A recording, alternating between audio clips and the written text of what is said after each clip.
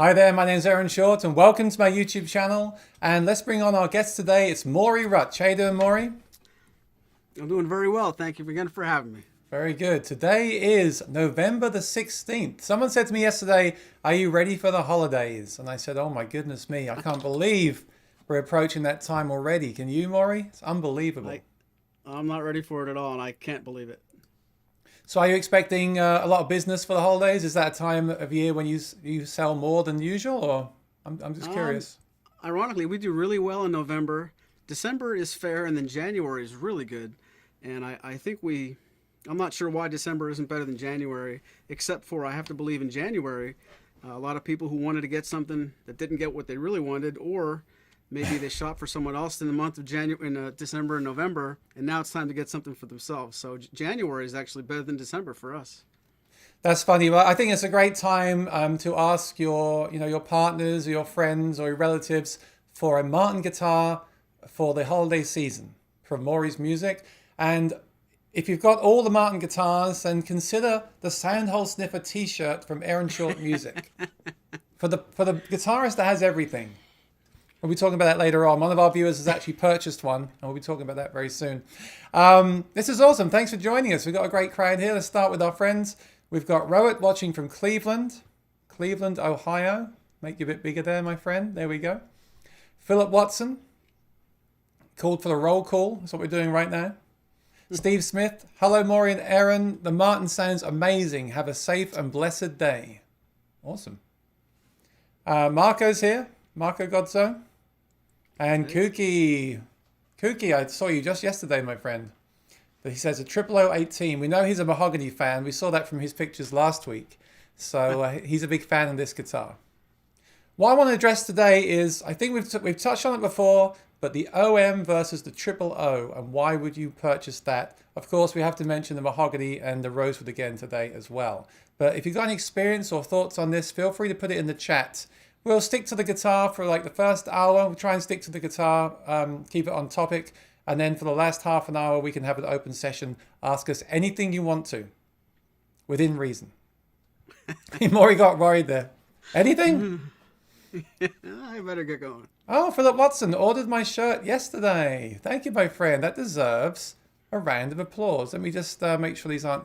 I played a sound effect yesterday that blew my head off. I felt really bad for the people that were watching. That's about good. In fact, I think when someone purchases a t-shirt, I should play this one. Yeah, that's more annoying. Okay, Patsy Smith from the UK. Awesome. Bart is here. Hello, gents. Looking forward to hearing more about the OOO mahogany. Yeah, me too. Rowett, my shirt arrived in the mail today. Almost like I planned this to have people say this on the chat to promote my shirt. Awesome. Kooky says, hi, everyone.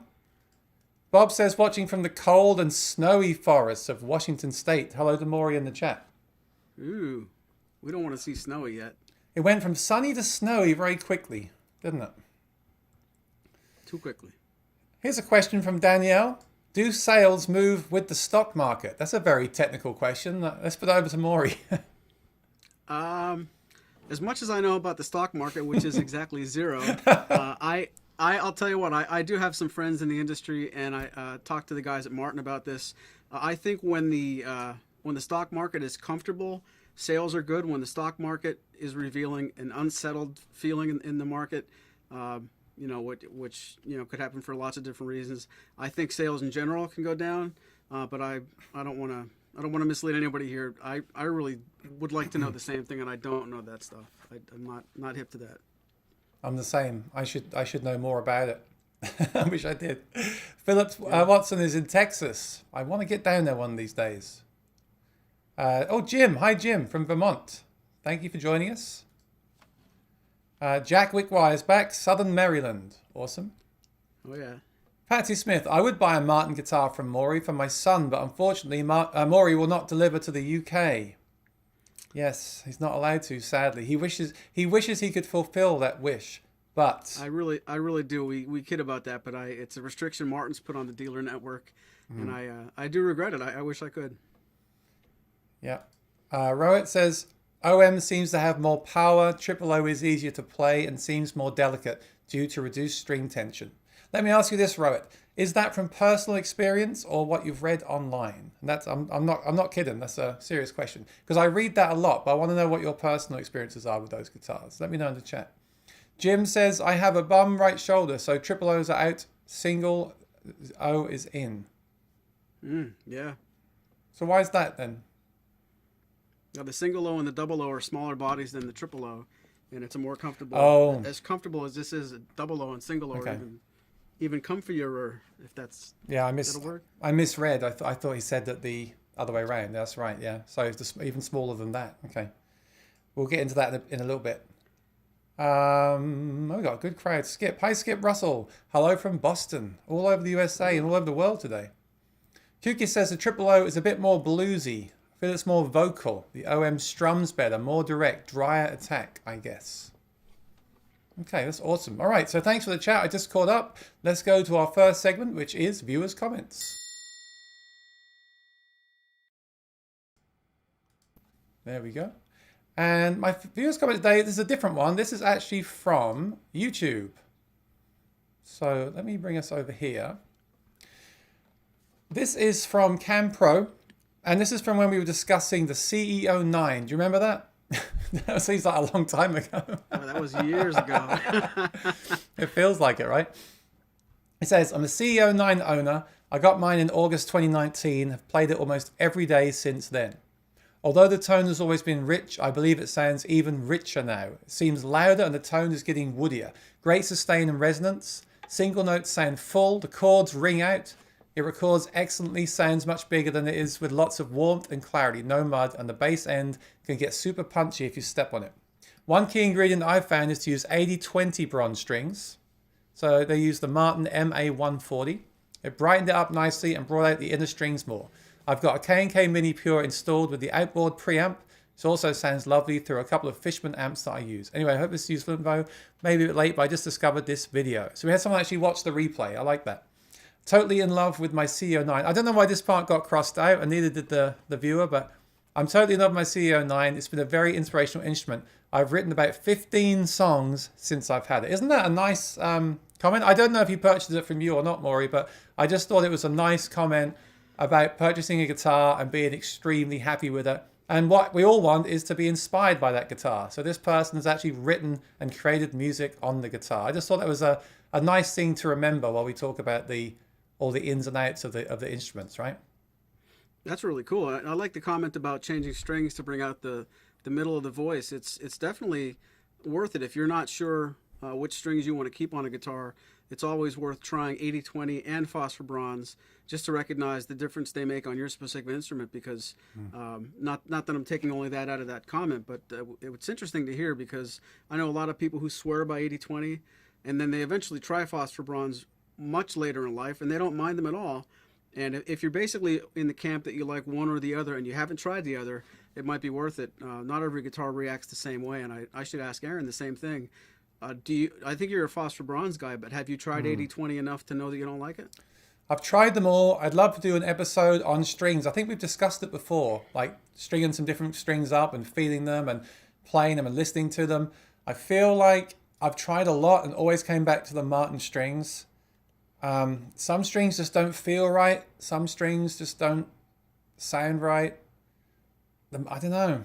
I need to think about this more. I don't want to say I use the Martin strings because they come on the Martin, of course. You don't have to do that. But I have tried other strings. I've always come back to those Martin strings. I like to discuss why I have and what other people like to use as well. I think that would be very, very interesting. And also just, stories about experiences. I remember I tried one set of Martin strings back in the day when I first tried them, and they corroded immediately.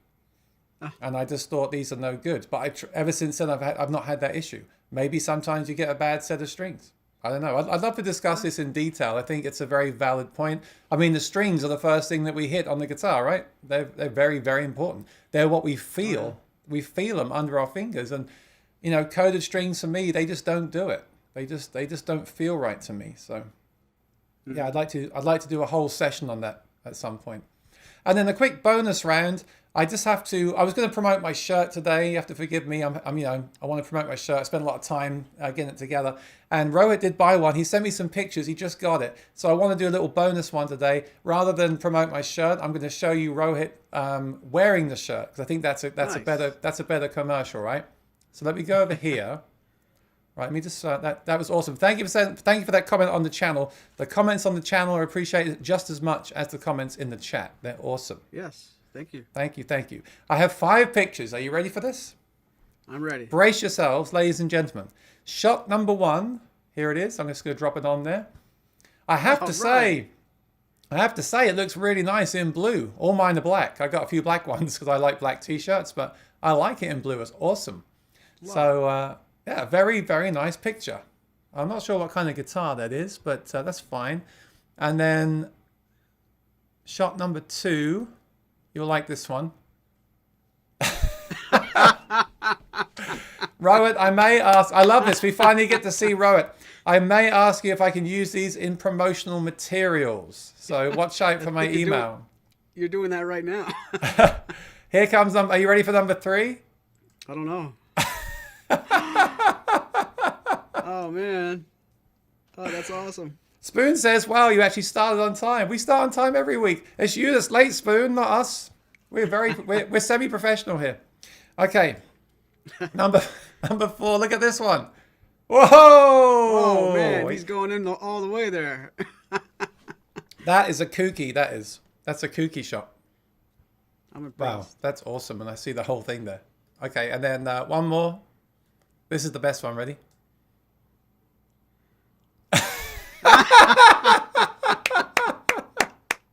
That's amazing, bro. That's the best thing I've seen all week.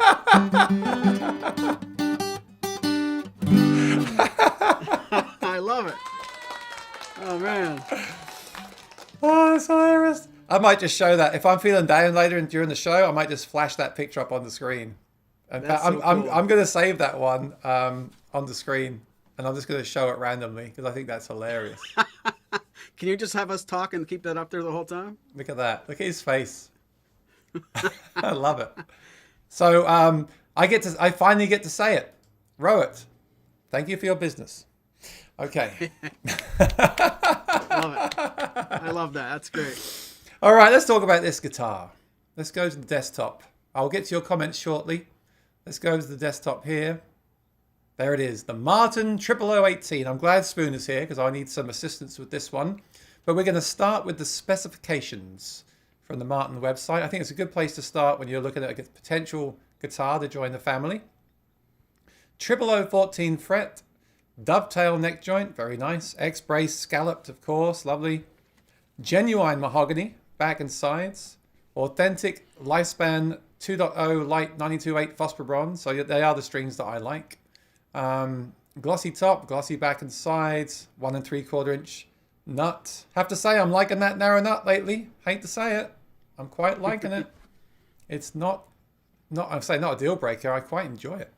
Next flip-flopper. yeah, I guess I'm just I like everything maybe. Next shape, modified low oval, high performance taper, optional electronics. There's no pickup in this one. Maury could install the excellent trance amulet. There's something we have to investigate in the future on this channel. Hearing great things. I did a live stream yesterday. Really happy. I used some IRs on my OMJM. I thought it sounded, in my opinion, it sounded like one of the best sounds I've had. So check out yesterday's show later on if you get a chance tonight. We got the aging toner, which I do like a lot. The Tortoise Pickguard, which I like a lot. I like this. I'm liking the specs here. It's really that scale length we need to discuss. This is a reimagined guitar. So the specs are very similar to other reimagined guitars, of course, aside from the fact that it's mahogany back and sides and the scale. We need to talk about scale length. So Yep.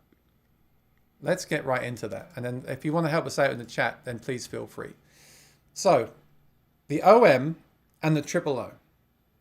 I was actually going to say, can we do like a not role play? I don't like that word. Customer improv. Yeah. In fact, can we do it just for something different? Okay. Yeah. So I'm calling. Let me get my phone. I'm calling the store. Okay.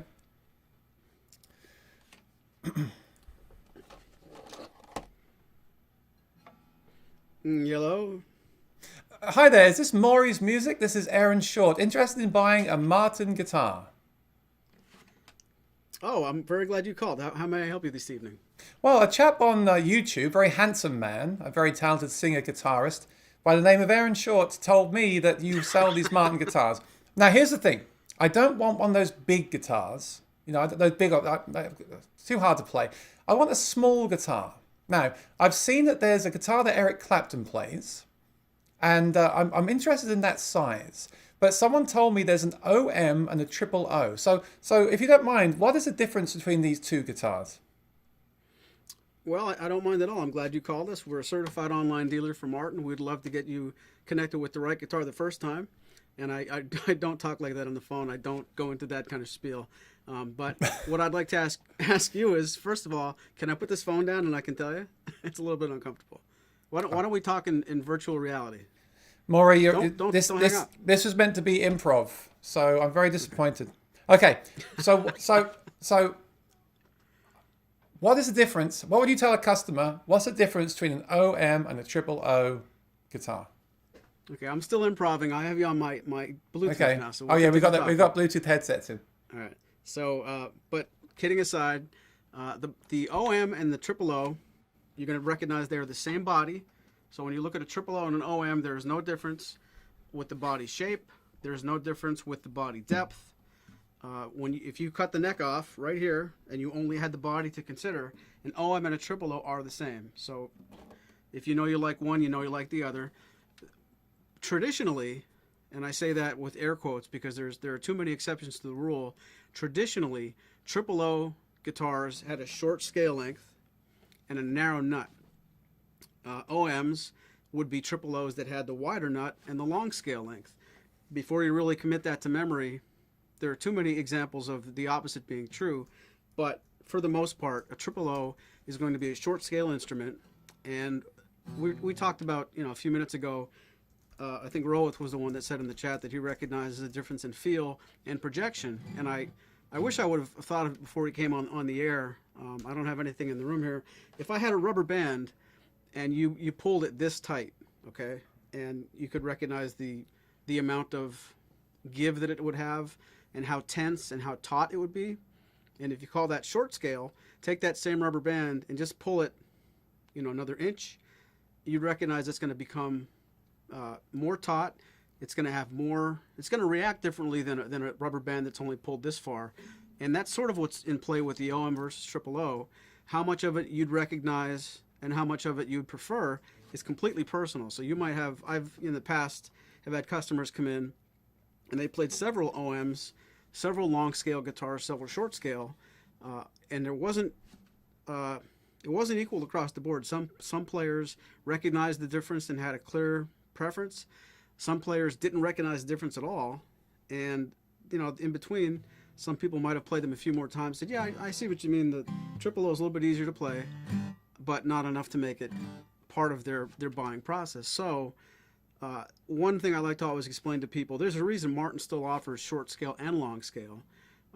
So they're different enough for the discerning player, to have a choice. If they were too close to call, or if there wasn't any difference worth mentioning, you could make the argument, as far as production is concerned and being streamlined at a factory, Martin would have just settled on one of these, long or short, and made them all the same way and saved a lot of expense. So there's a reason that they want to give you the choice. And one thing I did forget to mention, because the scale length is shorter on a triple O, the frets are closer together. So you still have the same number of frets on an OM versus a triple O. And what's going to happen then when you make a triple O shorter, you have to make fret 2 closer to fret 3. And if I had an OM here, and I probably do, you can see I can play a C chord. And if I would lock my fingers in this position on a triple O and move my fingers onto an OM, I wouldn't be reaching the third fret. So the frets are squished together closer, and the scale length is softer, and that does impact the tone. It doesn't impact the tone. Are we saying that? It does. Oh, it does. Okay. Yes. Sorry. So I'm just thinking, as someone that knows nothing about guitars, I'm going to say. So you're saying the triple O is shorter scale. It's easier to play. The OM sounds different, and Rohit said sounds punchier. So what am I going to do? Is there, if I didn't know about guitars, I might say, is there another one? Is there one in between those two? Like, is that the only choice that I have? And which one will I choose? So let me ask the chat. What would you choose? What have you chosen? What would you choose? What would you do? And I'll tell you my experiences with the guitars later on. But what are your personal thoughts? I mean, Maury, you play an OM, right? The long scale. So how do you feel? How do you feel playing this guitar? I think the feel of this guitar is important. How does it feel? Do you play that and think, oh, this is easy to play, I'd like to get one of these instead? Or do you think the sound is not to your liking because of the scale? What are your personal thoughts on scale then? Well, I'll answer that in the way that you need to recognize how I play and what I play. I play a lot of classic rock, a lot of folk. I do a lot of what I would call regular chords. I'll play the very normal catalog of chords in both the open position and bar chords. And I do some lead playing, but when I play lead on acoustic, I don't do a lot of bending. So my form factor, when I play these kind of chords on an OM and a triple O, I don't recognize much difference at all. But I have friends, that play jazz chords, friends that play really busy, complicated things. And if you were to go away from my playing style and somebody who plays really busy chords that have complicated stretches, or people who do bends, especially on the G string, if I were to learn how to play like that and start doing that, I think things like that become extremely immediately apparent on short scale to long scale. Somebody like my friend Frank Krupit from Spoon Phillips's Spoon and Paul and Frank do a lot of jazz stuff. Frank would probably immediately recognize the short scale, long scale argument because he plays a lot of complicated chords, does a lot of bending. So I would ask you again, if you're going to play like me, you might not necessarily, play a Creedence Clearwater Revival song on this guitar and feel like it's easier than the OM because what you're playing isn't very taxing on reach and as far as what you're doing with your left hand in general. Somebody who does play pretty taxing things on their left hand, no doubt, most of the time will recognize when they go to short scale far easier, and especially bending. If you're going to bend a whole step on a B string, or I won't do it on a G because I probably can't. I think that's where you'll immediately, if you're going to audition an OM and a triple O, things like that, immediately put the triple O into the more comfortable territory. But like the rubber band analogy I was making, when you pull a rubber band short scale, and you pull it, it's going to vibrate the way it will. When you pull it even more taut, it's going to have more punch, and it's also going to be harder to move. So the reason that I think an OM sounds punchier is because the strings are fighting and they're more taut. Yeah, more tension. Oh, excuse me, more tension. So I always think about it that the longer scale has more tension, has more power, but it's harder to bend strings on, and the shorter scale is easier to bend on, sweeter sounding. That's why the Clapton is short scale, right? The Clapton model, and you could say because he's bending the strings, he's playing the blues. You could think. I think that's how I, water it down for myself to make sense. Sure. But that was your explanation was much more detailed and very good. But yeah, that's how I think about it. I've only had one short scale guitar, I think, and it was my first Rain song. So it wasn't by choice. I would never have chosen it, but it's interesting. I did find that guitar very easy to play. It did have a very sweet tone. I never felt like it lacked any kind of power, like suffered from the short scale. But when I got my next one, the one that has the wood finish, fused wood on top, the one I have now, that's regular scale. I will say it is a bit harder to play, especially when I first got it. I had it set up well, but it does feel harder to play. I don't know if it sounds. I don't know. I mean, it's a different guitar, different construction, so it's not really fair to say. But I definitely feel playability-wise, if you're going to bend a lot, then the triple O is a good move. Now, having said that, Kooky said something interesting about setup. Let me ask you this. A triple O with a high setup versus an OM with a low setup, goes out the window, right? The setup is equally as important as the scale of the guitar. Would you agree with that or not? I would agree, and I'm not sure if I'm misunderstanding what you're asking. A setup wouldn't be an equalizer. You can't set up an OM to offset the fact that it's long scale compared to a different setup on a triple O. But when it comes to playability and something easy to play, playability, yes. yeah, not sound. Yeah. I mean, playability, a high action on a triple O versus a really nice low, well done action on an OM. That doesn't matter. They've both got to be set up equally well to have this sort of comparison, right? Playability wise, exactly. Sound wise, the longer one will always have the more tension, the more power, right? It will, and it's important to say, especially for those viewers that might be watching that don't own both of these or haven't played both of these, it does not mean that the triple O sounds worse. It's not negative in any way. It's not less. It's just different. So you might come into our store sometime or any store, play an OM, play a triple O, and hear the difference. But I'm not in any way expecting that everybody who hears the difference thinks that the triple O is lesser of a sound. It's certainly, in many cases, it's what somebody wants to hear. So when you reduce the string tension, and we were talking about this last week or the week before, I think, with Aaron, when you take a regular guitar tuned to A440, if you detune by a half step, make the strings that that less tense, that's kind of what you'd feel. So if you take an OM and detune the whole guitar by 1 fret, that's sort of, if you're dying to know what it would feel like, that might be what a short scale guitar would feel like. Don't audition the sound, because now you're tuned down a half step and that'll fool you. But if you just want to feel what the slack in strings feel like, that's a ballparkish, really bad analogy. But if you just can't get out to a store to play a triple O guitar and you have a long scale, detune a little bit. That's what I was saying last week. Detune it down a step on every string, put a capo on the first fret, and that is the short scale feel. Yeah, you've got the regular pitch, but the short scale feeling. That's what I was trying to say last week. The luthier told me. Yeah, so you can try it out on your guitar. If you've got an OM and you're thinking you might want to get a triple O, you can do that. Tune all the strings down a half step to E flat, Hendrix tuning as we call it. Put a capo on the first fret. They'll bring you back into standard tuning pitch wise, and you'll feel that slightly easier to play tension. Yeah, so you can try that at home for yourself. Let's do some playing. Can you play us some things on the guitar? And when we come back, we'll catch up on the chat and talk about the back and sides of that thing. Take a closer look. As soon as I detuned, I knew he was going to say that.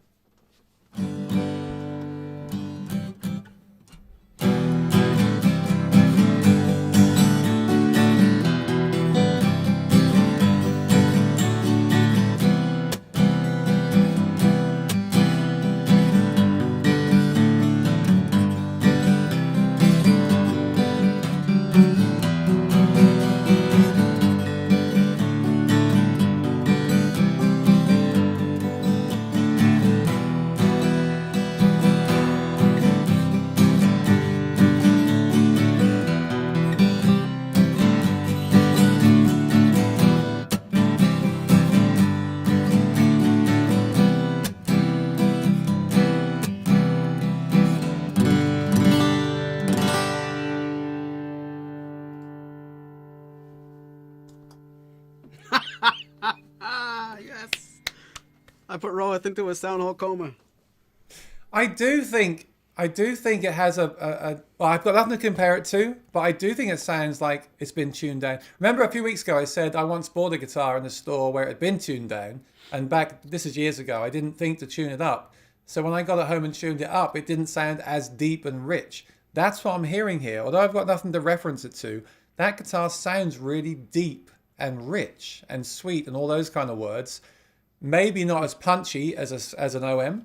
Maybe, I don't know. We haven't done an AB, and we haven't got the same guitar in that style to do an AB. But my instinct here is that it does have a very rich sound. If you're looking for something that's easy to play bends on and has a rich sound, I think this is the way to go. And that's obviously why it's good for the blues stuff, right? You get that real rootsy, deep sound, and you can bend the strings on it. And that's totally making a lot of sense now, hearing it on the stream. Let's just quickly catch up on the chat. Patty Smith says, amazing seeing Rohit there. Spoon says, how do you extricate your head from the sound hole without breaking the strings? Kooky loved it. Danielle said, some Martin string sets, if not all, have a lot of wrap at the ball end. On some guitars, that can be a problem when there is a short distance from the bridge pin to the saddle. I can't say I've ever noticed that. Have you noticed that, Maury? Not to the degree where it's a problem, but I have seen examples of that, yeah. I think we all enjoyed Rohit's picture.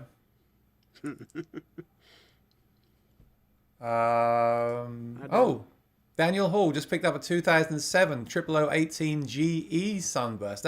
Is that the golden era Sunburst? Yes, sir. So is that golden era Sunburst in looks or the full spec? Does that means golden era specs? Golden era was the spec of the guitar, and then Sunburst was a version of that golden era. So that's nice then. Wow. Yeah. Remember, if you want to send us pictures of your guitars, say hi at Aaron Short music.com. Send them over. Like Rohit did. You can be on the show. He's sniffing. How does that smell, Maury? It smells good. It's good. Kooky, is that a Les Paul on the back of Maury's rack? Yes, it is. Why? What's the story of that Les Paul then? That Les Paul is a very rare, very expensive, very $200 Epiphone Craigslist. If I'm being got excited then. These are my guitars in the background. I was down here in the studio over the weekend doing some restringing, and I didn't recognize that would really be noticeable. But there's an Epi Les Paul, a OOO-28 VS Maury's Music, a kit guitar that I built back in 2004 with the help of John Hall at Blues Creek Guitars, and an Om28V. But that is a Les Paul in the least in a very, barely. It's barely a Les Paul. I was so excited. I was like, oh, and then you said a crate. I mean, not there's anything wrong with that, but well, there's a lot wrong with that guitar. We've hit 43 viewers. Woo, woo, woo. Wow. Sorry for the Les Paul distraction. That's a great number of viewers. Let me just take this opportunity. Excuse me, Aaron, because you always say thank you to them, and I don't want to trip over your words, but thank you from Maury's Music to have me involved in this show that's growing and growing. It's really been fun. I'm excited. I was like, cut and paste that link, put it on your social media, get us up to 50. Now I've said that, we'll go down to 5, though. I've just jinxed it. Good info from Spoon. Yes, Spoon is always a great resource to have, and I always appreciate his time here in the chat. Awesome. Well, everyone's time, but particularly Spoon Phillips, because he is a very knowledgeable man. Ricardo says, I used to have a Martin OOO-18. It was a sweet sound. There we go. That's what I thought. But with my fast fretting hand, I found that reduced string tension made the strings flop around too much and made the rebound harder. That's interesting. I haven't thought of that. Thank you for that, Ricardo. Danielle, I recall talk of advanced or forward bracing options for some makers building OOO OM style guitars. Not sure if Martin changed bracing pattern location. So this is the reimagined spec. Do you remember what the changes were when they went to reimagined on this model? Well, to specifically answer her question, the OM and OOO bracing pattern is forward shifted by default because of the size of the guitar. So when you talk about a dreadnought, can it have X bracing, rear shifted, or forward shifted? There's really no choice in an OM OOO. The way that the guitar sits and with the placement of the bridge and the body size, it's forward shifted because it really can't fit anywhere else. So that's the first answer. But what happened with Reimagined, Martin gave this guitar an antique tone, darker finish, wider 1 3/4 inch nut, and the scallop bracing. When you got this guitar pre-Reimagined, this guitar had straight bracing and a narrow nut. And then the other cosmetic differences. There might be some other cosmetic slight differences with maybe on the fingerboard inlays, but basically the reimagining gave it scallop bracing and a wide nut, and it really, really brings it to life. I know there are people that swear by the older OOO-18s, 2012 or 2010, but these I really do think this body completely benefited from the fact that the bracing got scalloped away. It just seems a lot more robust to me. Old says, I had a 2018 OOO-18 for a while. I found I could set up with one size thicker strings than the OMs, but couldn't get used to narrower frets. Learned on a full-scale classical. Ended up with the OMC-18E. So that's interesting too. So lots of different things with this model, like using the different strings, and with shorter scale, I guess you could probably go up a gauge string as well, couldn't you? More so than an OM, yeah. Yeah, slightly more so. Jim says it's 4:30 p.m. in Vermont. Time for a beer. Cheers, Jim. I wish I could join you. Sometime soon I will. Why'd you wait till 4:30? Yeah. Thomas Moore, I was a Martin Dread guy, then decided to change up and get a OOO-18. Love it and how easily it plays. Was between the OOO-18 and CEO7. Yeah, I'm really enjoying the OM. I Dreadnoughts are great, but OMs are also great. I like them kind of equally, I have to say. But there's something really nice about the OM, how comfortable it is to play. That really is. Even for me, and Kooky will say, well, you're 6'5". Doesn't matter. just feels really great. And it still has a lot of projection and volume and tone. You keep talking about OM18s, you're going to get Spoon all revved up. Is that what Spoon plays? No, but he's been a proponent of that. If I remember the story correctly, he's been at Martin more than a few times saying, "Why don't you bring back the OM18?" He's one of those guys that really believes that belongs back in the lineup, and he might have an anecdote or two for us if he's still watching. Yeah, he says golden era Addy, fat wide V-neck, quarter-inch Addy bracing with golden era scalloping, wood fiber inlays. I guess that's the golden era one, right? That sounds like some nice. If specs could talk, then that would be a great sounding guitar. So those are really good guitars. I've seen several of them, like really, really good. Vic G says hi. Hi, Vic. It is easy, and Thomas Moore, it's easy and very rich. Great for fingerstyle, and I can hit chords easy on it compared to my HD28. But it wasn't love at first strum. Well, like I said last week, anything new can take a while to adjust to. You need to make a show on Maury's home kit built. Home kit built? What's that? The kit that I built. I have a guitar back here that was built from a kit. Oh, you made your own guitar. Is that one of those Martin guitars where you build it from the kit? Yep, and it's you guys familiar with, in the chat, John Hall is a good friend of mine from Blues Creek Guitars. He basically helped me through almost all of it, and we'll get into it. We should do a real episode about that sometime, so I won't veer off too far, except to say I was so proud of myself, and it got to the part where I put the frets in, and the frets were so bad, and I can't express how bad they were. I brought it to Tim Teal, a friend of mine from Martin, and he helped me get it to be playable, and really did some serious miracle work. It was one of those guitars where if you played these notes here, they all sounded like this one. You climb up this one, and they all sounded like this. And and the nut. It's a mess in some ways. But I'll show it to you sometime. You took a Martin guitar kit to Tim Teal, who's like head of R&D at Martin Guitar. Well, it was like bringing it to the best surgeon and saying, instead of making this a paperweight, can you save this? And he can fix anything, which that proves. But that's so funny. It's pretty neat. It was really fun. And he turned it into an awesome guitar, and he plecked it and everything else. No, he's not that good. Well, do you sell those? I know you can buy those Martin guitar kits. Do you sell them? I don't, but I do recommend Blues Creek Guitars. They sell them. Yeah. Spoon says the OOO and OM bracing X brace did change a little bit from the original pre-war specs, so it's less forward than it was. But in Tim Teal's world, it isn't enough to really matter. And if you don't know who Tim Teal is, check out the interview I had with him a while ago on my channel. That was really fun. And I look forward to seeing what treats he brings us in the future. Yeah, he's a good guy. Hi, Dan. He says, talk about the OOO-42 SC. Can we have one of those on sometime? Is that a current model? That's the John Mayer. The Stagecoach John Mayer. Oh, the Stagecoach. You got me excited there. I thought you were talking about the OM. Oh, the Stagecoach. Yes, I think I played one of those. Little small guitar. Yeah, I don't know how I feel about them. Is that smaller than the CEO, or is it the same? It's smaller, and I don't have that in stock, unfortunately. I would love to show that sometime, but I don't know that I'll get one of those. Do they still make that model, or is it now discontinued? All gone. Spoon, do the Authentics get a more accurate forward shifted X bracing? That's an interesting question. Marco, my ears prefer OMs, but my tendons prefer triple O's. That's the question I was asking you. Actually, Martin did say that the SC13E is somewhere in between a OM and a triple O.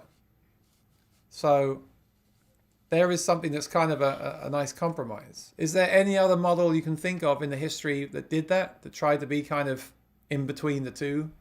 Or is that the only one, the SC13? Not a Martin. I think the Santa Cruz might have something that's a 13 frets to body, but not that Martin's ever done. I heard the OM bracing is forward shifted. Okay, I heard the OM's bracing is forward shifted compared to triple O. Is that true?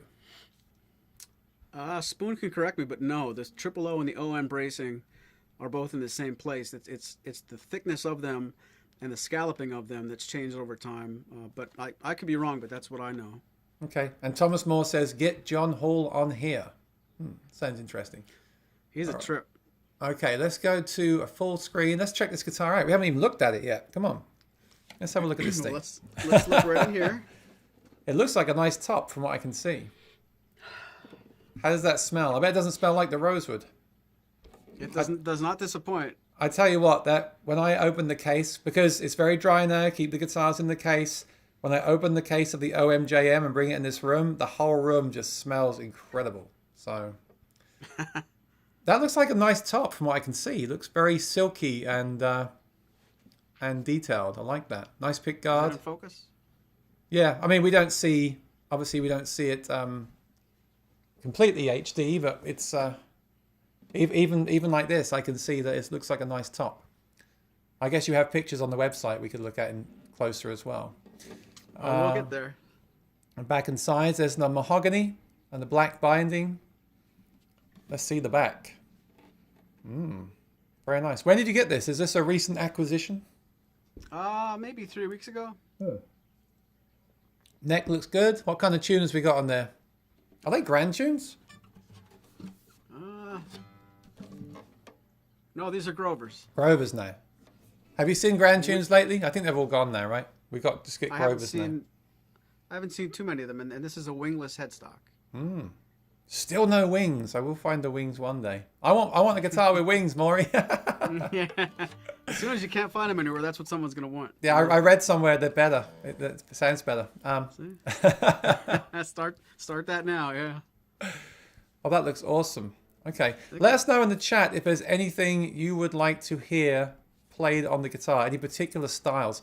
Can you just do some? Can you do some kind of bending up the neck for us so we can see how easy that is? Because we're saying that's one of the cool things about it, right? That it's easier to bend on this guitar.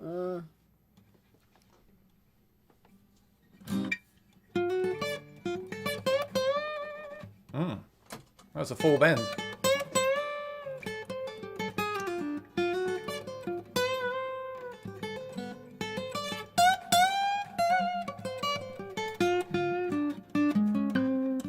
Wow. I can't do a David Gilmour two-step bend, but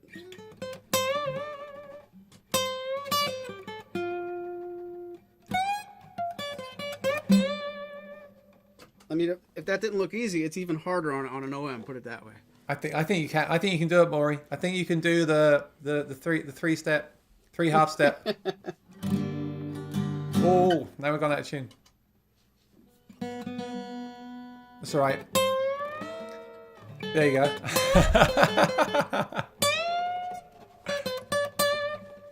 If you have a problem keeping your guitar in tune, Maury will do that on your next purchase, and then your guitar will never get out of tune when you get it. There you go. Get it nice and stretched. You know, it's something we have to talk about on the string episode. Like how many people in the chat actually stretch their strings in? And I mean, I do it all the time to avoid this. But then some people well, some people say that you shouldn't do it. I mean, if you're gigging, you have to do it. But I don't know. Yeah. There's some people say that you can. I mean, I know Santana does it. Like he does it until it doesn't go out of tune. But some people say you shouldn't do it. I don't know. There's a lot of theories out there. But we can discuss that on that episode.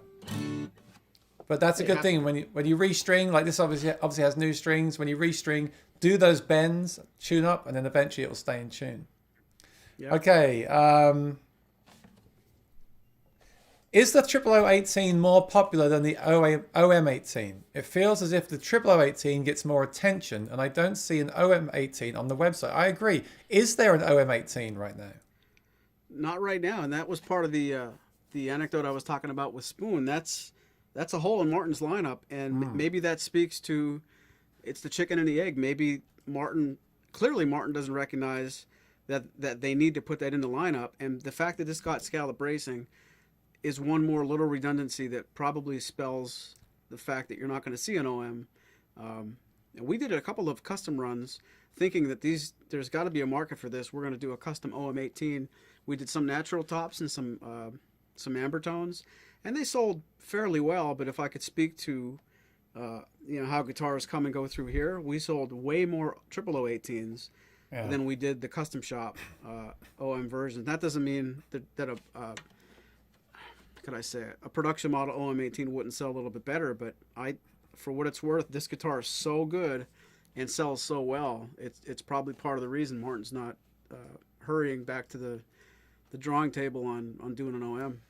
It definitely seems like the OM28 and the OOO-18 are the kind of standards right now for Martin, right? That's what you see. The 18 it's OOO, and with the 28 it's the OM. That's what I always see that all the time. And to his point, we sell more OM28s than we do OOO-28s. So that's only my answer through my store. It does not mean what Martin sees across their entire dealer network. But if they got rid of one more guitar, they could probably toss the OOO-28. We would ask them to keep the OM28 and the OOO-18, and I'm not sure why. Kooky says something cool. I've completely forgot this. Thank you, Kooky. Mention the pickguard difference with the OM. There we go. Ah, yeah. Can you show us that? I can. This is the longer pickguard. So why is that? Spoon, why is this? Why would they have a different pickguard on the 18 to the 28? That's bugging me now. Can you guys see that rack of guitars behind me? Yeah, that's your guitar, right? Yeah, the first one is an OM, so that's the OM teardrop pickguard. Yeah. Versus this longer style that's almost a dreadnought shape. Is the OM28 pickguard now smaller than on yours, or is yours the standard pickguard that's on all the OM guitars? It looks bigger to me. Mine on that guitar is a Greven pickguard. It's an aftermarket pickguard, so it's not really fair to compare to. There we go. But it's not oversized any more than it had to be just to cover the tan line. Yeah, okay. Yeah, so there's a good question for you. Which pickguard do you like? I mean, we might as well go into full detail, right? I like the OM pickguard, but I'm not one of those guys that really has to be on one or the other side, you know. You're not picky. Pickguardy. I see what you did there. Well, on my kit guitar that I built, I built that's the longer pickguard, so I own one of each. This was the first modern OOO with quarter-inch bracing. The GE and the OOO-18 Authentic had quarter-inch, them too. Okay. But not the Claptons and old OOO-18. And the OOO-28 and OOO-42 are all 5 1/16 and still do. Very cool. Short scale of the OOO lends itself to playing 6 nights a week, much more than the OM. Yeah, the OOO is easier to play, everything being equal. Reimagined OOO-18 has quarter-inch bracing like OM's. Best sounding OM OOO body I've ever played. Wish I could have bonded with the short scale. Some people are not bonding with that short scale. So I wonder what that is. Like I said, when you get something new, if you've never played short scale, I definitely would, in my opinion, give it a chance, because it's going to feel very different to start with. But yeah, some people are saying they didn't bond with it. So that's interesting. I guess I haven't, because I don't own a short scale guitar. But I have, well, I say that. I've had travel guitars that are obviously short scale, like seriously short scale, right? So I don't know. Didn't you used to have a CEO7 too? I briefly had a CO7. Excellent dealer I bought that from. Who did I purchase that from? That's not what I'm talking about. But that was short scale. Maury's Music, Caldwell, Pennsylvania. Cheers. Oh, that was short scale. That was short scale. Yeah. Great sounding guitar. Why didn't I bond with that guitar? Maybe it was a short scale. That the reason? Maybe it was. Maybe it was. Gotta say though, I don't know. I mean, those CO7s sound so good for the size. That's all you can think of when you play them. Wow, this sounds so good for the size. Why is it? Is it the Addy? Is it the specs? You know, what is it? But maybe a long scale CEO7 would have appealed more. I don't know. Yeah. I didn't not like the guitar. The guitar is very impressive. I just didn't click with it like I did with, say, the OMJM or similar. I don't know why. That happens. Okay. And Kooky says it explains why I don't like the Clapton. Someone asked me about the Clapton recently, and I just said, well, it's got the... Oh, no, that's it. So, I'm losing my mind. The V-neck. That's why I didn't bond with it. It wasn't the sound. It was the V-neck. And I tried... Fender make a cool guitar for Ed O'Brien from Radiohead. That's got such a big V-neck on it. And a lot of my friends online were raving about it. And I tried one. And I just like, this is like a tree trunk. Like, I cannot play this thing. And I've always had the thing about the V-neck.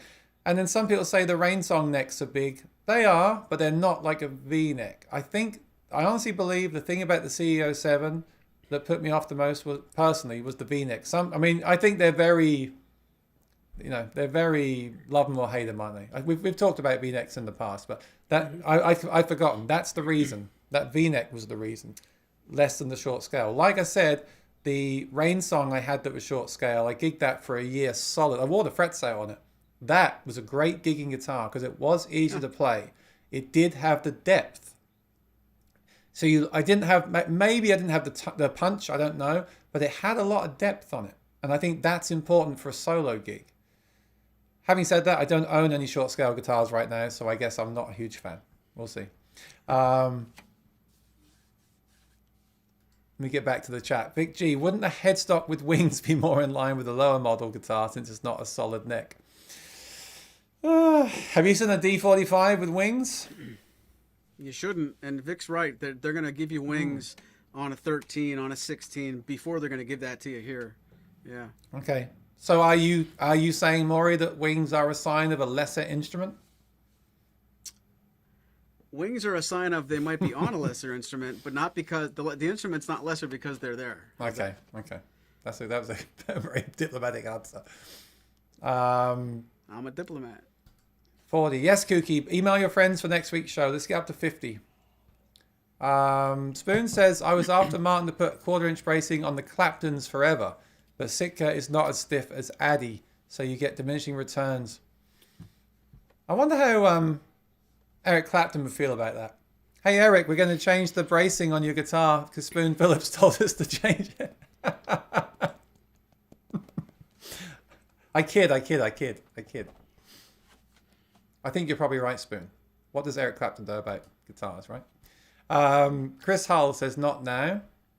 I'm sorry, I've forgotten what they're referencing.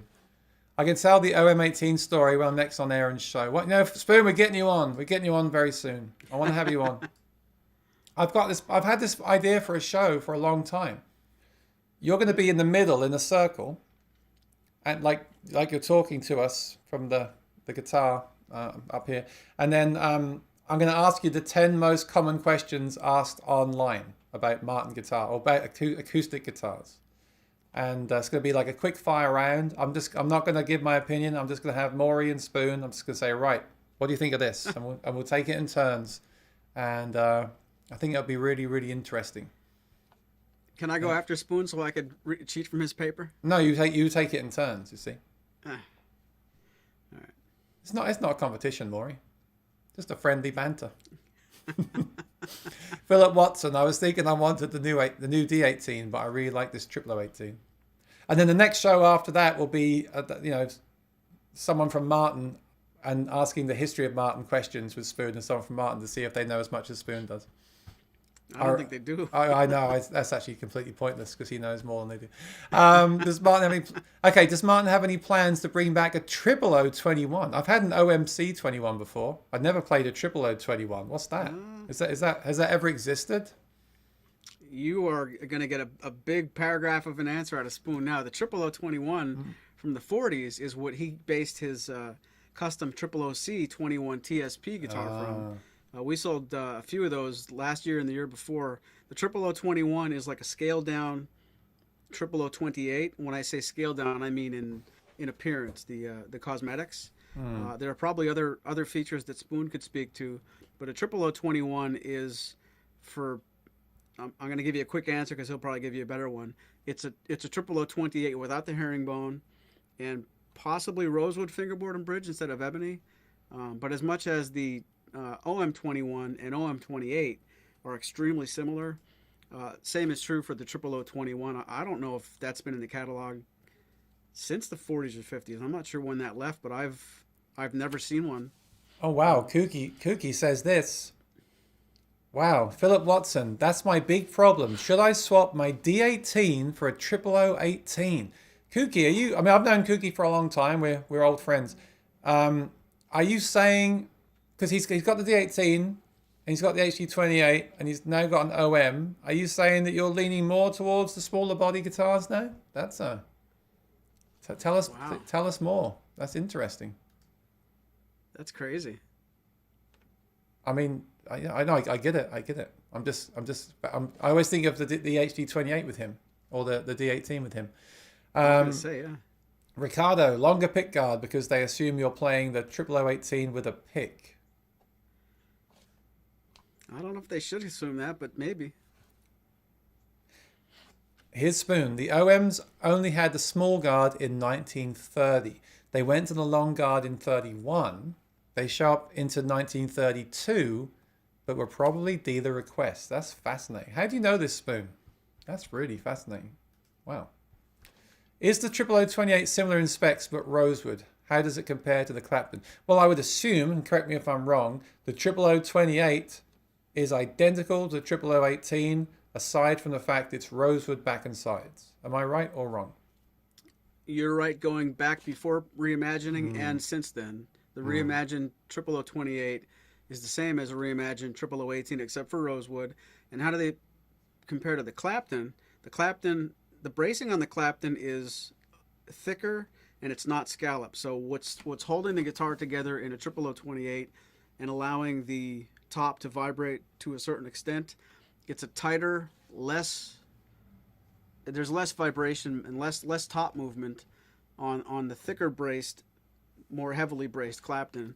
And I don't want to get anybody upset, but sometimes the word you use to describe the Clapton is overbraced, and it's not fair to, that's a really painting with a broad brush. But if you appreciate what an OM28 and a OO-28 sound like, there's too much stiffness on the top of a Clapton for people who like the sound of the scallop bracing. Now, conversely, somebody who wants that single note punch of straight braces, then maybe the OO-28 scallop bracing sounds too washy. But yeah, there's definitely a difference in sound. And it's funny, when I play a Clapton, I really like the fact that you can play single notes and they just jump out of the guitar like really strong. But it's not a great strummer to me. When I strum a OO-28, that's where the strengths are. And then when you play single notes on a OO-28, they're pushed a little bit in the background. And it's like an equalizer. If you bring the mid-range up on the EQ, that makes single note stuff sound so nice, well, it's not going to make the other things sound so nice, and it's a give and take. So what I like about a Clapton, you can do something like, and it's very it knocks you over. But when you strum, the EQ that made this sound better doesn't really flatter the deep notes on the strumming. So it's sort of a vice versa. If you set the control to make one guitar sound good, and you don't change it back, then you have OOO versus the Clapton. It's a, I don't want to say nasal, but it's a mid-range hump. Which for that style probably works very well because it cuts through, right? Mm-hmm. So there's an OM18E. My next question was going to be for you, Maury. Is there, if there was an OM18 and an OO-18, would there be a price difference just simply because it's shorter scale? But I'm going to assume there wouldn't be, and it's hard to check because I just tried to check and it's not available, so you can't even do that comparison. But like it might be a silly question, but the OO-28 and the OM28, are they exactly the same price?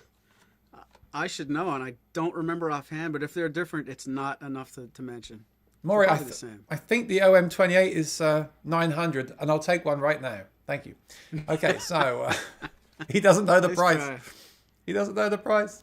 Okay. I just work here. I just own the company. Okay.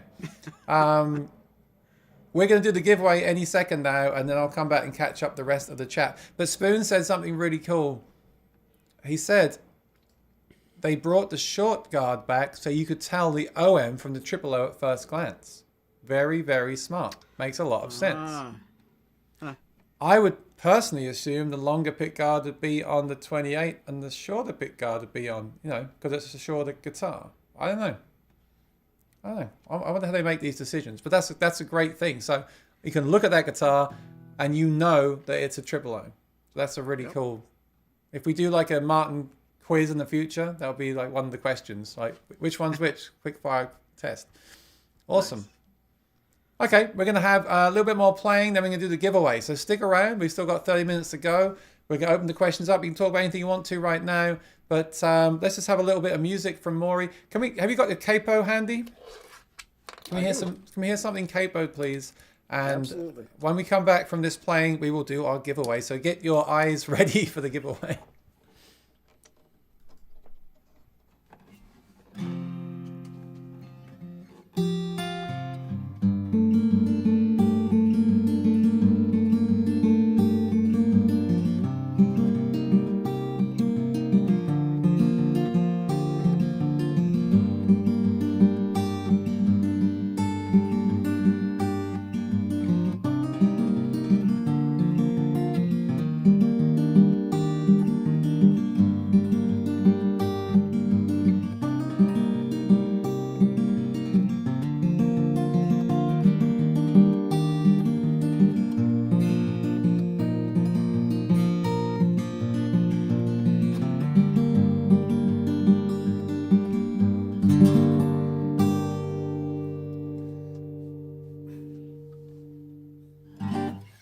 Philip Watson says the Colorado Capo rules. And that is the Colorado Capo right there. Awesome. I agree. We have some excellent comment and chat in the chat. I want to get to that. So let's do the giveaway right now because it is 5 o'clock. Although we might change it in the future. I don't want people dropping in here just for the giveaway. All right, let me make that clear. Let's do the giveaway right now, and then we'll come back and I'll quickly run through the comments. We'll have a little open session so we can talk about whatever you want to. We've actually got some questions there off topic I want to address. So last week's winner was very, very impressive. I was blown away because that was really, really tough. I don't know what Maury's done today. He doesn't show me, but Gotta keep it fair. I'm going to go over the rules, and then Maury's going to get it ready. And when we come back, we'll begin. So let me bring that up on the screen. Okay. So hopefully you've played before. If you're new here, actually, if you are new here, please subscribe and ring the bell, all that good stuff. And also subscribe to Maury's music as well. And check out Spoon Phillips while you're here. In fact, friends, if you've got a YouTube channel that's guitar related, feel free to put it in the chat so we can share with each other. That'd be great. These are the official rules in small text. I have to do that for the YouTube thing, of course. So that's all there if you need to read it through. But pretty much this is how to play. Number one, you're going to click on the product URL in the chat. So it's not there yet. So just get ready. We're going to give you the URL. This is on Maury's website. We're going to take you to Maury's website to check out the 2 pictures on the images tab. So I'll put that in there shortly. What you're doing is you're looking for the difference between the first 2 images. So look at the first 2 of the guitar. Look very carefully and see if you can see what the difference is. And once you've got it, come back here into the chat on the stream and type the answer. And the first person to get it correct will win a set of, let me show you what the prize is because I have them here. This is very generous, Maury. I really appreciate you doing this, and we all do, I'm sure. Oh, We've had several winners now. It's been a lot of fun as well. It's a 3 set of Martin strings, and these are the strings I like to use on all my guitars, Martin and non-Martin alike. I don't use them on my electric guitars though. That would be kind of funky. But these are 12s. I like 12s on mine. But just checking, Maury, if someone wants 13s, that's fine as well, right? You'll do 13s Absolutely, instead. yep. So very cool prize. The only thing is, if you read the small print, you do have to be living or have a USA address because Maury wants to send these local, of course, in the USA. He can't be shipping them across to Australia, sadly, although we'd like to. But we do have to have that stipulation. So I'm just going to show you that one more time. Here's the rules. So again, Maury's going to put it in the chat. You'll click on that link. You'll have 2 pictures at the top. You look at them carefully and tell us what the difference is between the 2. First person to get it right wins, and then just send Maury your mailing address and he will send you the prize. If you need to read the fine print, it's right there. So Maury, are you ready?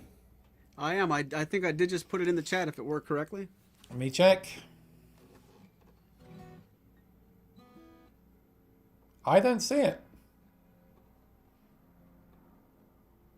It should be under Marco's last comment about not interested in the giveaway. I want to know how Marco has strings for 3 years. He keeps winning. I think 12 of those sets are from me. I don't see the link. Tell me if you're watching, if you see the link there. I don't see it. So, do you see it, Maury? In my chat on I use Ecamm Live and I don't see you coming up in the comments. I see it in the comments on the YouTube end, but maybe I'll have to ask you to put it in for me. I think people are saying that they see it. So let me know if you're watching, if you see the link to Maury's music in the chat. I guess I could check on my phone as well.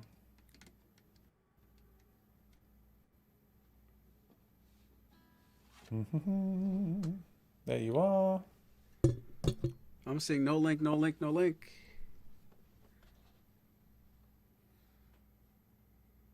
Yeah, no link. Can you post it again, please?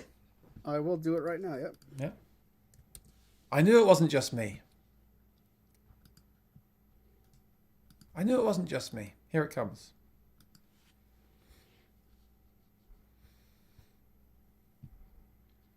BMO says YouTube is not Facebook, and then the next comment, this is my link, unless I'm doing something wrong. I see it on my computer. No.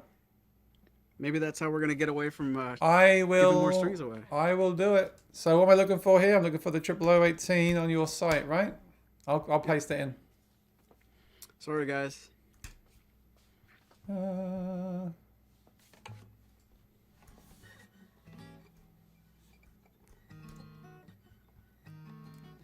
Here it comes, coming right up. Images. And go.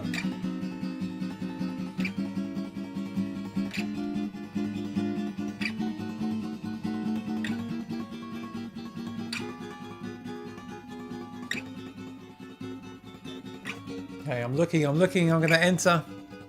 I'm going to win this week. You're not allowed to win, silly. I need to zoom in. You just got 48 packs of strings. I did. I'm allowed to show that on the? Am I allowed to show that on the stream? I guess. Oh, A. Fortin says extra high string on the bottom guitar over the pickguard. Nope.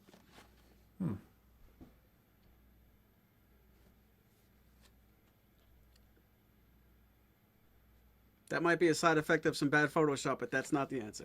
I think I see that too. Are you sure? Oh, this is weird.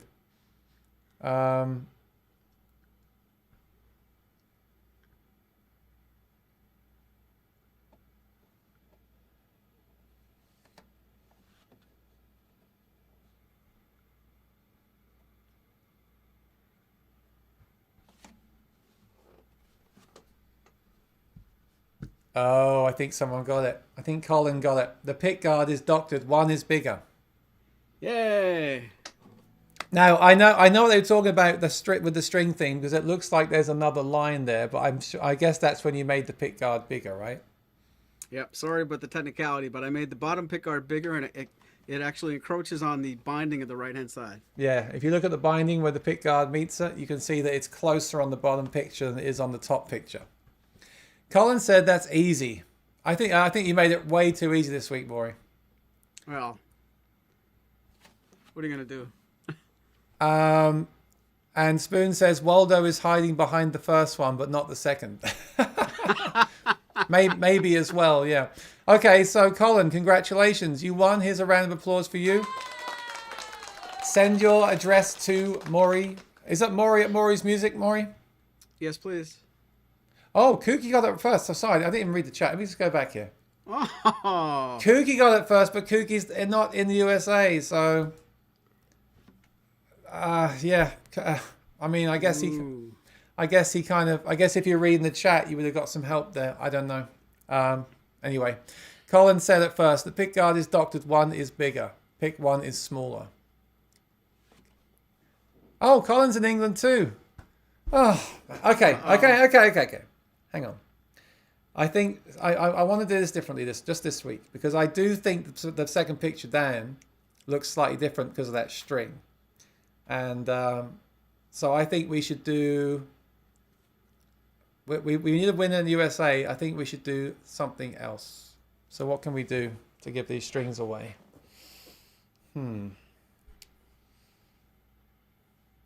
Shall we do a question? Should we do closest number? Yeah, let's play closest number. That's always fun. Okay, so let me just bring it up on the screen.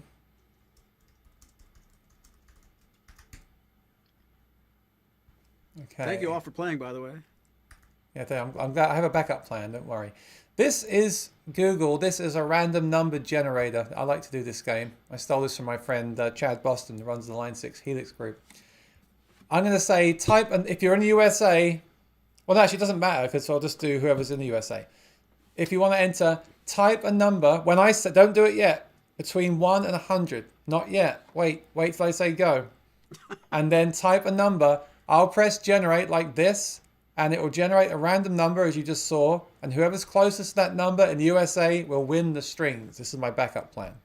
So I'm gonna say go. Maury's gonna play something, and when he plays the last chord, we stop and I press the generator. So are you ready? 3, 2, 1, go.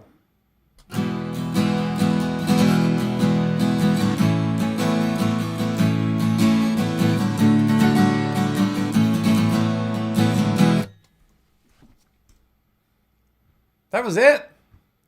We have keep going. We have a lag. I need more time. All right.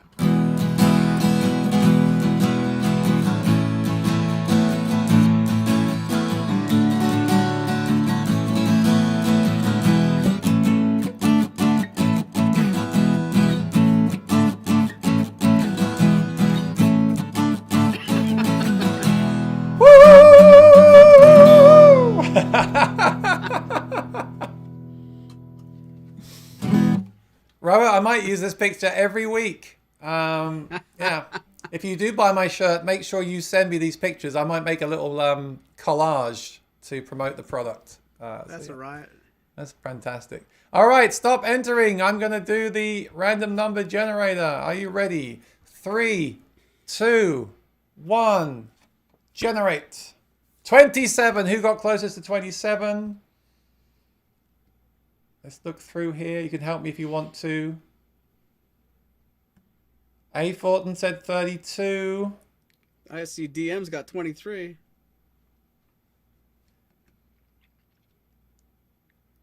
Is that the closest? And are you in the USA? Do let me know in the chat.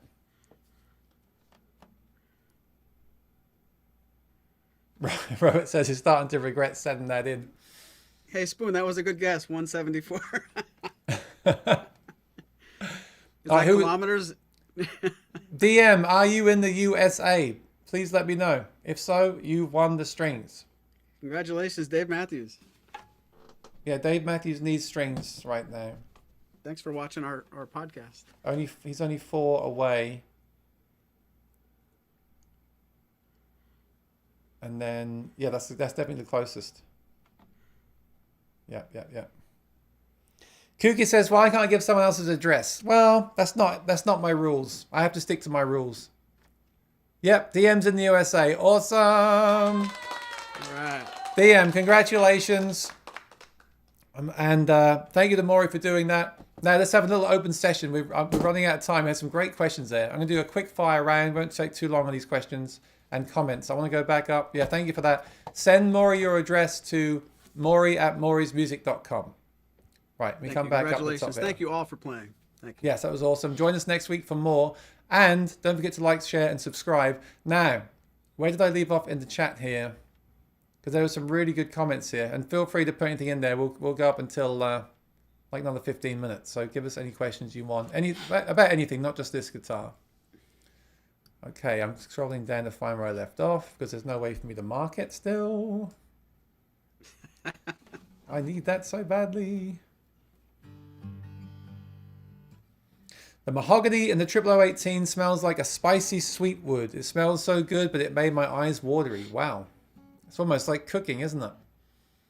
Mm-hmm. I play classical style with the guitar resting on my left leg, so short scale is more comfortable. That's a good comment. Good point. When Martin went to the 11/16 nut, the necks were much thicker, so they spread the hand out more when it reaches around. That's a good point too, because of the size of the nut. That all plays a part into it. And Bart agrees. He likes the pickguard because you can easily see which one is which. And Chris Hull says teardrop rules. I found the teardrop pickguard. Okay. Spoon says Aaron, the OOO-18G Golden Era has the same neck as the CE07, but does it have a narrow nut? or a wider nut? Because I feel like it's narrow, right? Because I feel like if the guitar has that V-neck, but it has the narrow nut, it will be easier to play. The problem with like I say problem, bad choice of words. The thing about the CEO7 is it's got the wide nut and the V-neck. So it's got both of those things, right? So that's what I'm thinking about that. I may be wrong. That's what comes into my mind. The D18 sounds amazing. My good friend Martin Guitar Dave, yeah, I know him, says a Dread always sounds bigger, larger, rich than the OOO. If you try them side by side, the Dread usually wins because it sounds huge. Right. Have we ever spoke about that? The whole Dread versus OM thing? Because I don't know if I agree with it. I know Dave plays a lot of bluegrass. So of course you want the biggest, bassiest. You're playing a lot of single notes, the biggest, bassiest sound you can get. I don't know if a Dread's always like, just because it has that bigger sound, I don't know if personally I agree with that. And also the OMs can appear really loud sometimes because they have all that mid-range.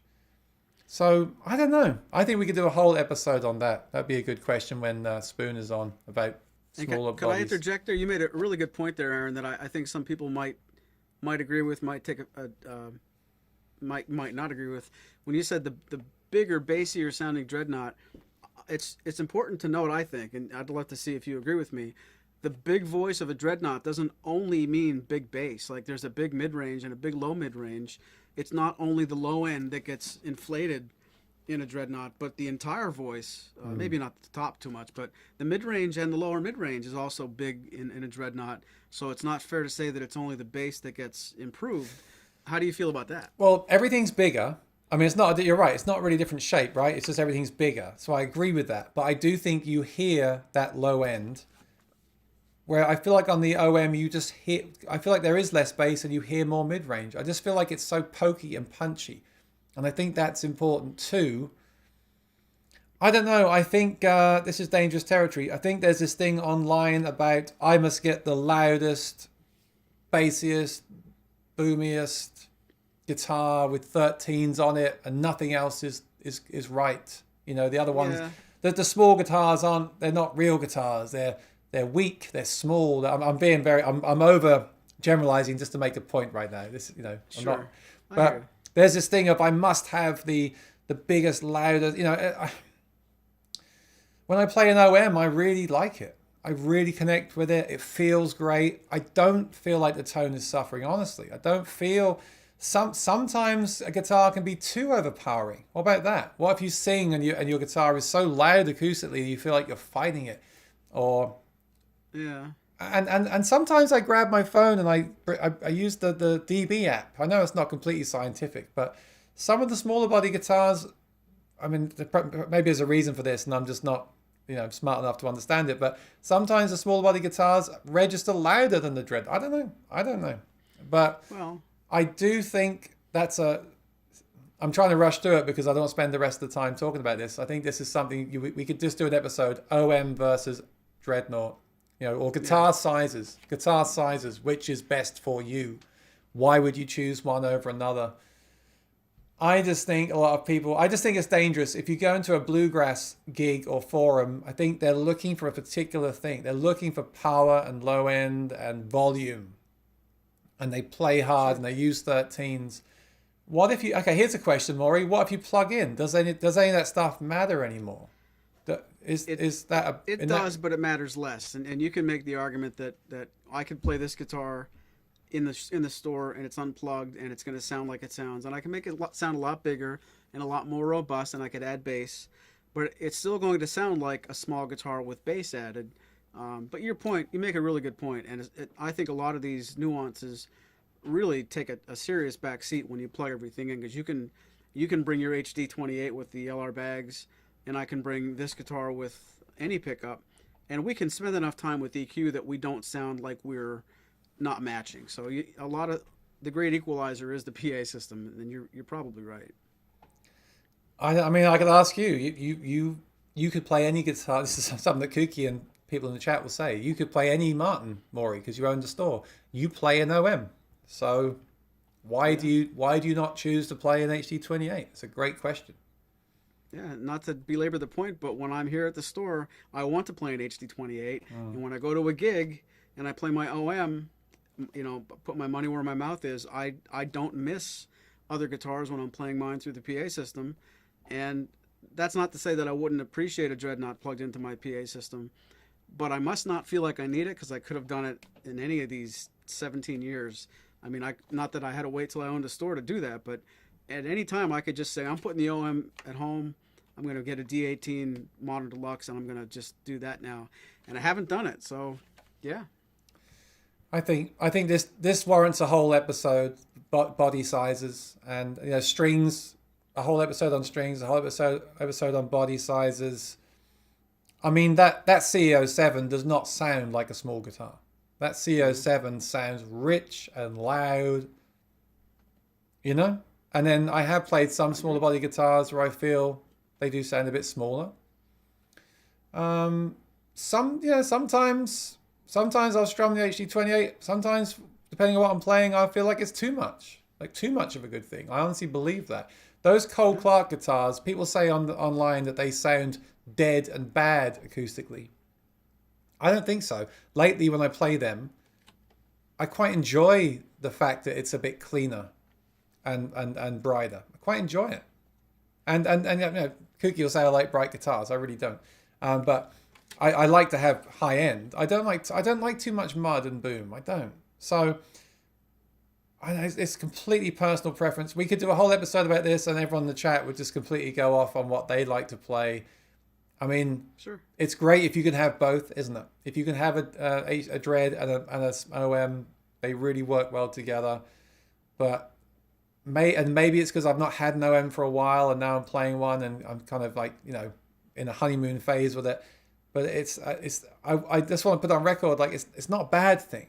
It's just different. And sure. I think I'm just referencing my experience. I think in the past, some people have said to me things like, "Well, the OM's not as big sounding as a Dread," and I've I've completely written off all the other guitars, looking for that ultimate sound, But I think this is as I feared, I've used up all the time now talking about this. We'll do an episode on body shapes and sizes. Okay. Philip Watson says, truthfully, I'm more of a Dread guy. I own 5 Dreads. There you go. Spoon, did the MLO low oval shape change since 2012? I have the feeling it changed, but it might just be the string spacing. Spoon, wings are on a solid neck. It allows them to get one more neck out of a block of wood and throw away less wood. The headstock is not the neck. Good point. That's true. By the way, they accidentally made the Blue Clapton as a long scale OM, and he loved it. They made it accidentally a long scale, and he loved it. I didn't know that was an accident. Wow. I saw when I did the factory tour a few years ago. I saw that blue guitar. Gorgeous, really gorgeous. Uh-huh. Okay, where's the fire? Hi, Aaron. Hope you're well. Hope you're all well. Question Ari Martin. I would love a Martin to add to my Taylors. I'm not sure if that's allowed. I'm just kidding. I want my next guitar, a nylon strung guitar. So for gigging, which Martin Mori? So I want as my next guitar a nylon. I know nothing about nylon Martin guitars. I know Martin offers typically one, and then it'll go away from the catalog for a while and bring it back. That's not my expertise either. I've been told that the Martin nylon strings sound pretty good plugged in, and that's really all I do know about it. So as much as I'm well versed in the steel string catalog, I don't want to dismiss your question, but I'm not really the guy. I don't know much about nylon string guitars across any brand.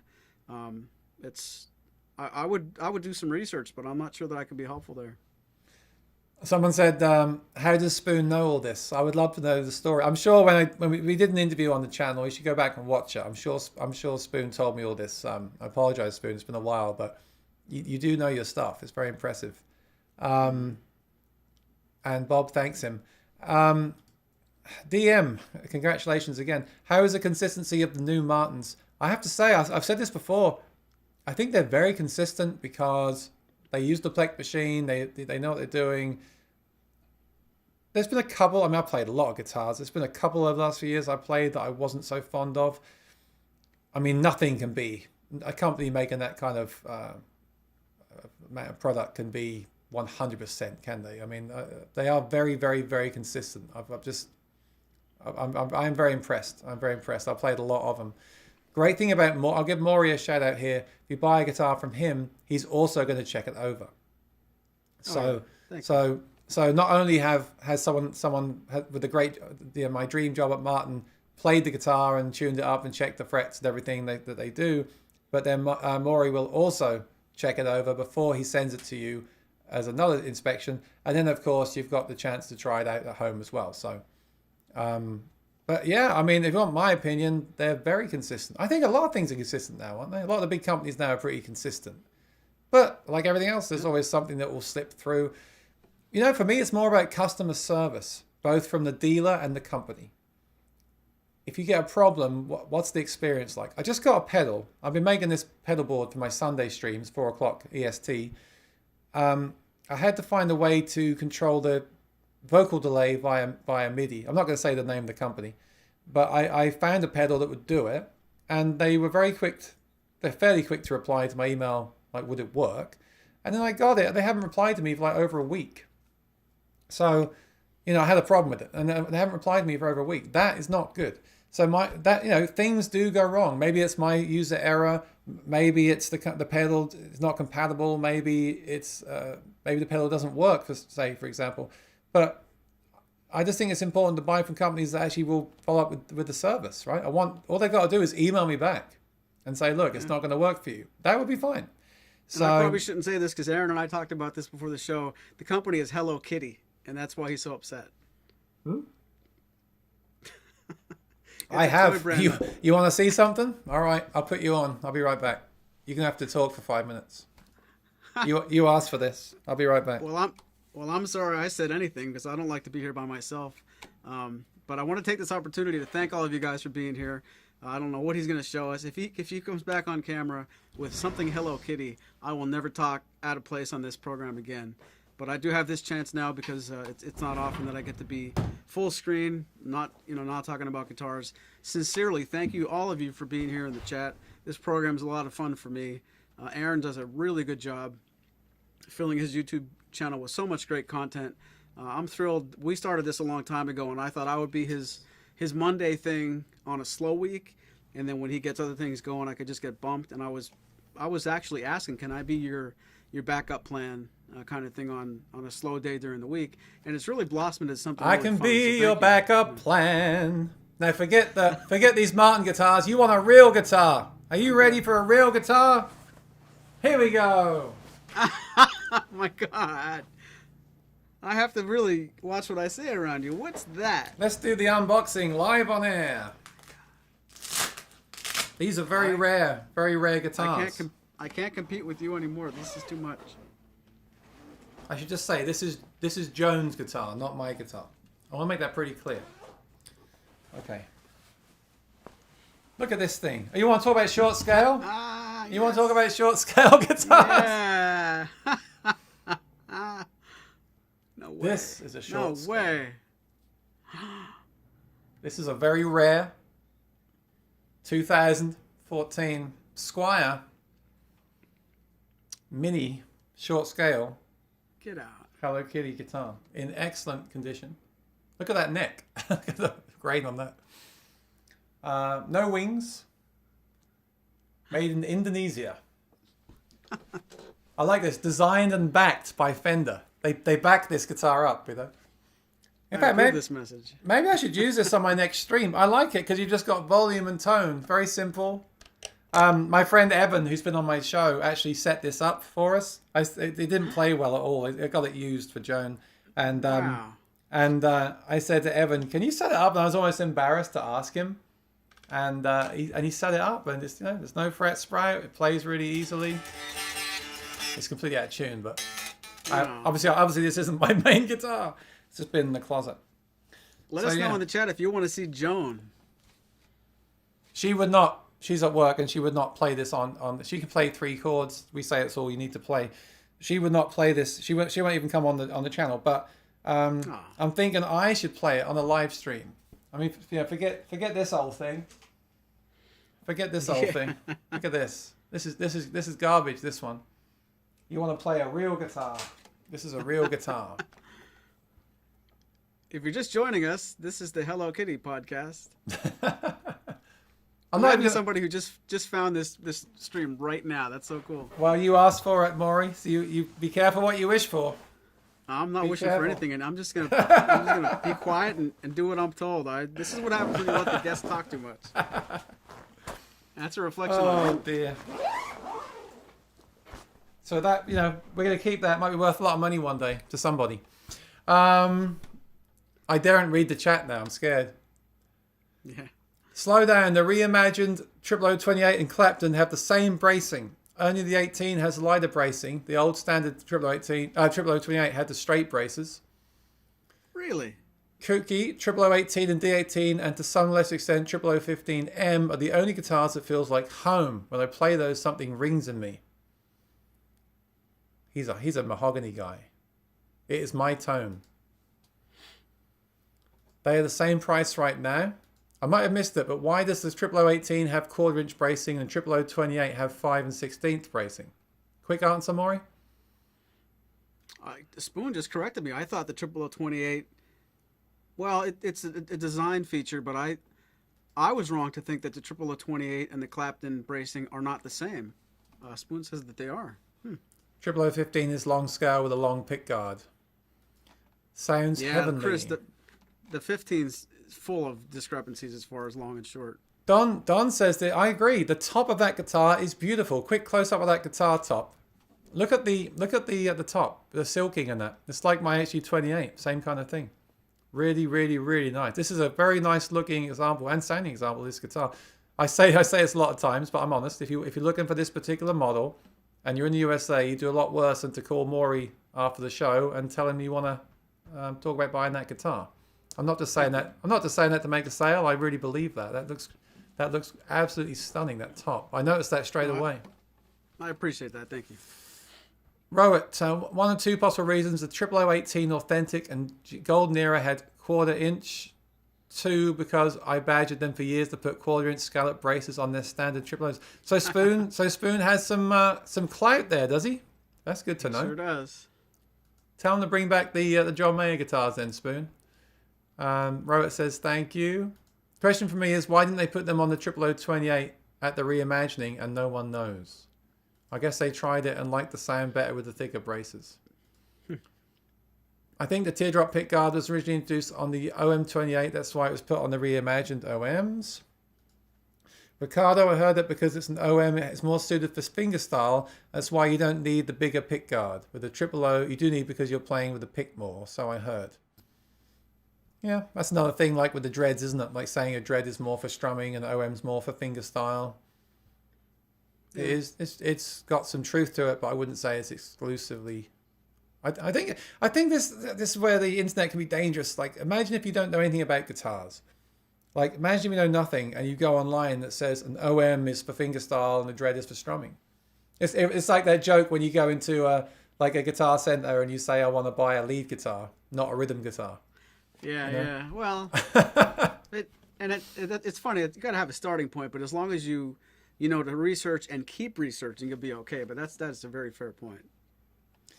In your opinion, which guitar sounds closer to a Gibson J45? OOO-18 or D18? Sorry for bringing up Gibson, I'm just curious. Well, a J45 is a larger body, right? So wouldn't that be the D18 is closer? It would, but I know less about Gibsons than I do nylon string guitars, so I'm going to be quiet. And I know what happens when I talk and I'm not supposed to. So Let me grab the Gibson. I don't have one. Martin had only started using pickguards, and most people picked down by the bridge in those days. It did not occur to them that someone needed a pickguard that strikes further up. That makes sense. I have a guitar that'll show you different. See, I have a OOO-18 and a J45. They sound nothing alike. Yeah, that's what I assumed. Extra high string. Oh, this is from the giveaway. Blah, blah, blah, blah, blah. Join us next week for another giveaway.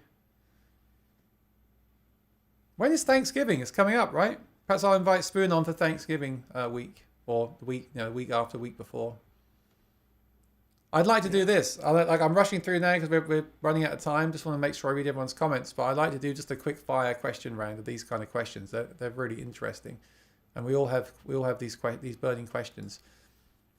Show us me playing my Eastman Mahogany OM. I usually play my arch tops. Not sure what they were thinking when naming OM guitar with a triple O scale length.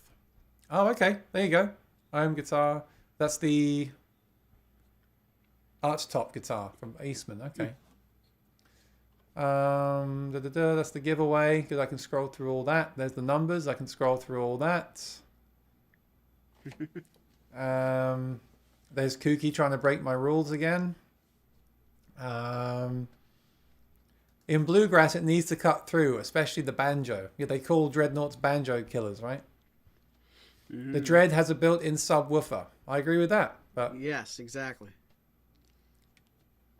Again, is that what you want? That's the whole episode there. I don't want to get down that rabbit hole. I hosted an open mic for several years, and I found the dreadnoughts often were the most difficult. Found I had to adjust EQ to take out the boom. Yes, exactly. They can feedback more because of the extra boom. Dreadnoughts have more volume, ideal for playing with even louder banjos and fiddles, especially with no mics. Exactly. The dreadnought was designed to be played in the concert hall before pickups, right? I'm not saying that they're not required anymore because of pickups, but that is why they were originally designed, to compete in loud situations. Although the orchestra model was originally, right? The orchestra model was made to play in orchestras, and then the dreadnought was made to play in big concert halls. So they're all designed for loud playing as well. All of my dreads have 13s and OM have 12s, and the dread is so much louder. Well, how about putting the 13s on the OM and the 12s on the dread? Would that make a difference? Just for that. Does Martin make a short scale dread? Yes, they do, don't they? Not anymore. They did a couple times, but it's not in the current catalog. There was a DSS. Dreadnought short scale. Yeah. Yeah. That short answer, no. BMO, did you get your shirt yet? BMO bought a shirt as well. Thank you for your business. Custom lights for me, 11 to 52. Ah. Hey, Jack the Rabbit. Been a long time since we saw you. Hey. Awesome. You triggered me, Aaron. Narrow waist equals more clarity. A larger lower bout equals more low end. A deeper body equals more natural reverb effect you hear. The bracing has more to do with the tone than materials. Very cool. And good to see you, my friend. It's been a while. Yeah, that guy can play. Jack the Rabbit, I found one of your videos, and you're nuts. I loved it. He has a great channel. Check him out as well. Spoon says, one, its ears adjust. Double O's will start to sound room filling when you play that, and only that, then Dre's can sound sadly. Exactly, yeah. That's the thing as well. I always say this. I think it's so important. If you play a dread all the time and then you play an OM, you're going to think, oh, it doesn't sound as loud. If you play an OM all the time and then you play a dread, you're going to think the opposite. Oh, that sounds big and boomy. Some of it is all relative. Every morning I wake up and I come in here and I pick up the Rain Song, the kind of mid-sized guitar, or the OM JM, and I strum it, and it just fills the room, and I just feel amazing. But if I was to get the HC28 out and then play that, my ears would tell me and I might perceive it as there's something wrong with the other guitars. Yeah. And I think that can have a lot to do with it. I really do. So I'm comparing guitars is quite dangerous. Would an OM with a 4.5 inch or more depth translate to more bass or just muddiness? That's one for Spoon. I'll let him answer that in the chat. Again, I'd love to get Spoon on soon to answer these really in-depth questions like this, to really get some clarity on some stuff. NYC Player says, I'm back. Sorry I'm late. That's fine. You can always watch the show again. It's always up there. Martin Nylon 26 4 inch scale length. Ask Willie Nelson, of course. He plays Trigger. Deep body OMs do increase the low E string and make a fuller bottom end. The GBC and the M sort of do that too. They're all different in the details. We'll talk about that more in the future. Curious about the M body. We've done it. We've had an M. Am I right, Maury? We had an M36 on the show. Or was that yours channel? We have done that, and we've done the GPs. Yeah. Yeah. I had to check. That wasn't one of your shows. We've done so many guitars now. Okay. His cat's interesting, making a sandwich. No, yeah, they wondered what I was doing. Hello Kitty strat, yeah. Oh, here we go. Now we've got the Hello Kitty comments. You need to play this next Sunday. Maybe I will. Maybe I'll do some Green Day covers with the Hello Kitty guitar and get more views than ever. I want to hear it through the Mesa Boogie amp. I should probably do that video. I should probably do the Hello Kitty guitar through the the amp. You know, I'll probably get loads of views on that. Allergic to cats? Well, then you can't come to the show anymore. Sorry, just kidding. Add a fuzz pedal, make it scream. Oh my god, that's hilarious. Hello Kitty, Octava Fuzz, Boost, Mesa Boogie, Drop D. Spoon, tell Martin to bring back the retro. Yes, bring back a retro with new Aura technology as well. That'd be awesome. D15 SS tuned down with the capo on the first fret might sound like a J45-ish. Danielle, the Eastman has a scale in between short and long scale. I own one. That's what I was asking earlier on. That's really interesting. Thanks for the strings from last week. NYC LP player received the strings from Maury's Music. Am I allowed to show the strings? Can I show the strings that I purchased from Maury's Music, Maury? Sure. Can people buy these, or was it just is this something that you buy for? It's really for, yeah, maybe you shouldn't. Okay, I won't then. When you say it that way, well, that'll be our secret. Well, I'm just thinking people might want to buy them then. Basically, I just got like the strings that Maury gets to restring guitars with, which are not packaged. So now I have to go. Hopefully they're all labeled Maury, because now I've got to go through and find a string for each one. They were, but we dropped them on the way to the mailbox, and they all got kind of mixed up, like when you take a deck of cards. So have fun. Oh no! I would just give them away on the show. I wouldn't even deal with that. Spoon That's Phillips. my idea. I'm the one who gives strings away. Tell Martin to bring back the retro. Yes. Thank you for the giveaway. Almost at the end here. The UR Dreadnoughts made for Ditson in 1916 were intended to be the bass guitar. Exactly. They're meant to be more of a bass guitar. The Dreadnoughts. Yeah. And if you like bass, that's a good thing.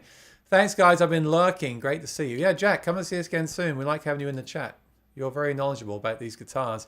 Maury has a OOO-28 in stock right now that has marvelous bass response. Find the YouTube inventory video. In recent week or two, it has it. Sounds much bigger than you think it would be. So check that guitar out, the OOO-28. Thank you. And yeah, bust out the calipers. I can't even use those. I tried to use those things. I just can't do it. Maury, is that the same OOO-28 that you AB'd to your OOO-28VS? It is actually, yep. Okay, awesome.